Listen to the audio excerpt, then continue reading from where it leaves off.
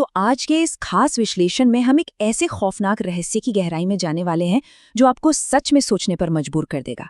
मान लीजिए आप रोज की तरह जंगल में अपनी ड्यूटी पर निकले हैं और अचानक प्रकृति का एक ऐसा भयानक रूप आपके सामने आ जाए जो इंसान और जानवर के बीच का फर्क ही मिटा दे।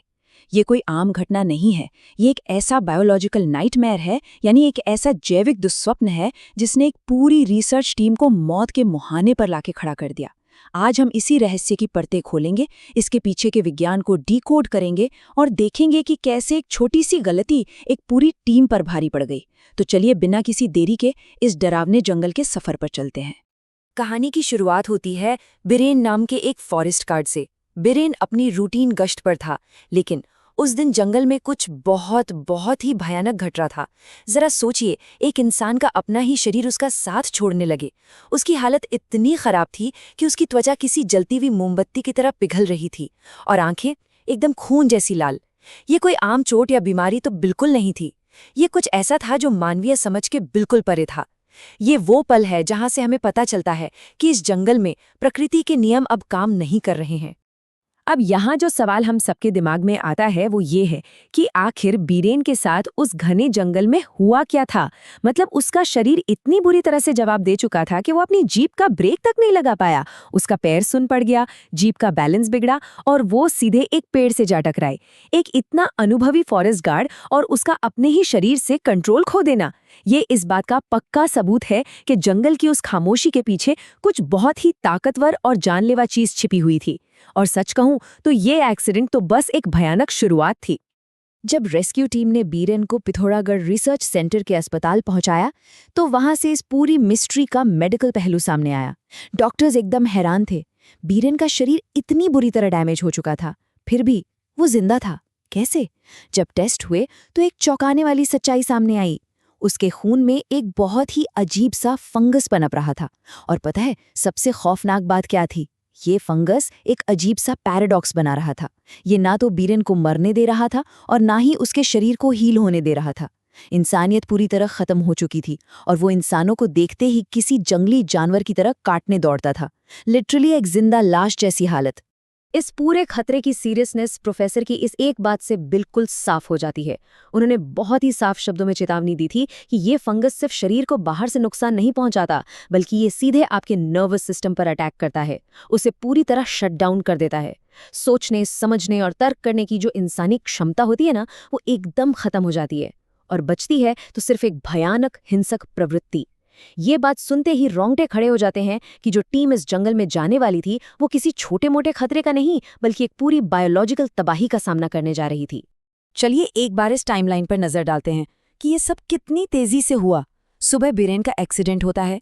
अगले दिन लैब की रिपोर्ट उस खतरनाक फंगस को कंफर्म कर देती है और बिना एक भी पल गवाए उसी दोपहर प्रोफेसर ऋतिक और शालिनी की टीम उस जंगल में निकल पड़ती है। और फिर शाम ढलते ढलते ये पूरी इन्वेस्टिगेशन एक खौफनाक हमले में बदल जाती है।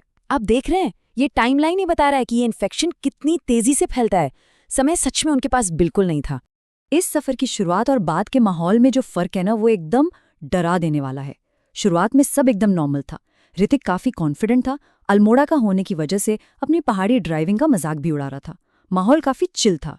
लेकिन फिर अचानक से सब बदल जाता है। रास्ते में एक बड़ा सा सूखा पेड़ गिरा हुआ मिलता है, जिसकी वजह से उन्हें अपनी गाड़ी वहीं छोड़नी पड़ती है। और जैसे ही वो पैदल जंगल में आगे बढ़ते हैं, एक अजीब सा भारीपन आ जाता है। वो डरावनी हवाएं, वो सन्नाटा, प्रोफेसर को भी अंदर से घबराहट होने लगती है। ऐसा लग रहा था जैसे जंगल खुद उनसे कह रहा हो कि वापस लौट जाओ। यहीं से असली डर की शुरुआत होती है। अब जंगल के अंदर जाने के बाद प्रोफेसर ने कुछ बहुत ही सख्त प्रोटोकॉल लागू किए। स्टेप 1, पैदल और गहराई में जाना। स्टेप 2, जो सबसे क्रिटिकल था, सेफ्टी। सबको हमेशा ग्लव्स पहने रखने थे ताकि किसी भी अनजान चीज से डायरेक्ट कांटेक्ट ना हो। और स्टेप 3, उस फंगस के सोर्स को, चाहे वो कोई पौधा हो या कुछ और, बहुत ही सावधानी से खोजना। उनका मिशन क्लियर था, लेकिन सवाल यह है कि जब आप प्रकृति के सबसे खौफनाक रूप के सामने खड़े हों तो क्या विज्ञान के ये नियम काम आते हैं? जंगल में भटकते भटकते पूरे 3 घंटे बीत चुके थे। अब ये 3 घंटे सिर्फ एक नंबर नहीं है।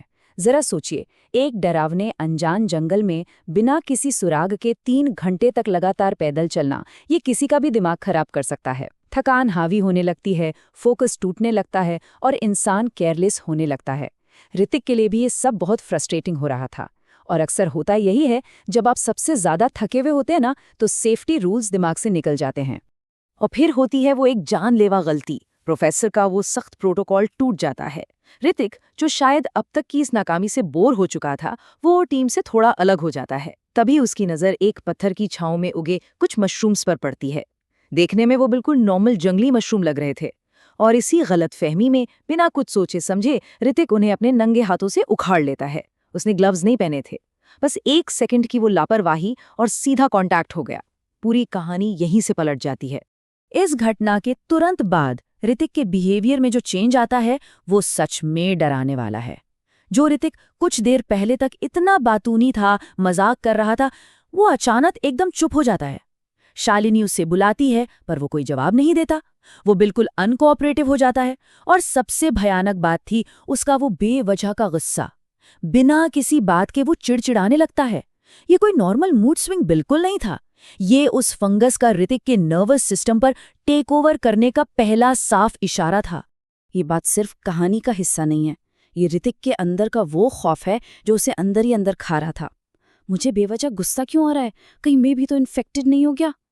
अब बस इमेजिन करके देखिए कि किसी को ये एहसास हो रहा हो कि उसका अपने ही शरीर और दिमाग से कंट्रोल खत्म हो रहा है। ये दुनिया का सबसे डरावना एहसास है। ऋतिक को कहीं ना कहीं समझ आ गया था कि उसने जो छुआ है वही वो इन्फेक्शन है, लेकिन वो इस बात को छुपाता है। ये जो अंदर ही अंदर घुटने वाली फीलिंग है ना, ये सच में रोंगटे खड़े कर देती है। और फिर सूरज ढलने लगता है और सिचुएशन पूरी तरह आउट ऑफ कंट्रोल हो जाती है। टीम डिसाइड करती है कि अब वापस लौटना चाहिए, लेकिन ऋतिक गायब है। वो लोग उसे ढूंढना शुरू करते हैं, और जब फाइनली शालिनी को ऋतिक मिलता है तो वो नज़ारा देखकर उसकी चीख निकल जाती है। ऋतिक अब वो इंसान नहीं रहा था जिसे वो जानती थी। वो ट्रांसफॉर्म हो चुका था।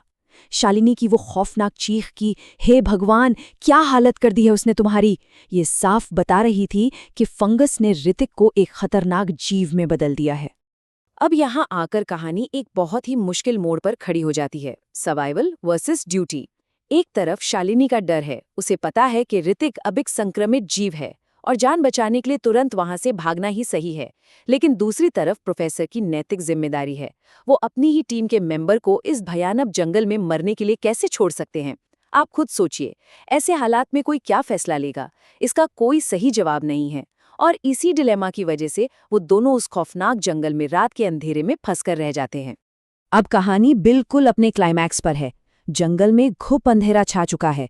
प्रोफेसर और शालिनी जान बचाने के लिए उसी जगह छिपने को मजबूर हैं जहां से ये सब शुरू हुआ था, बीरेन की उसी लावारिस जीप के पास।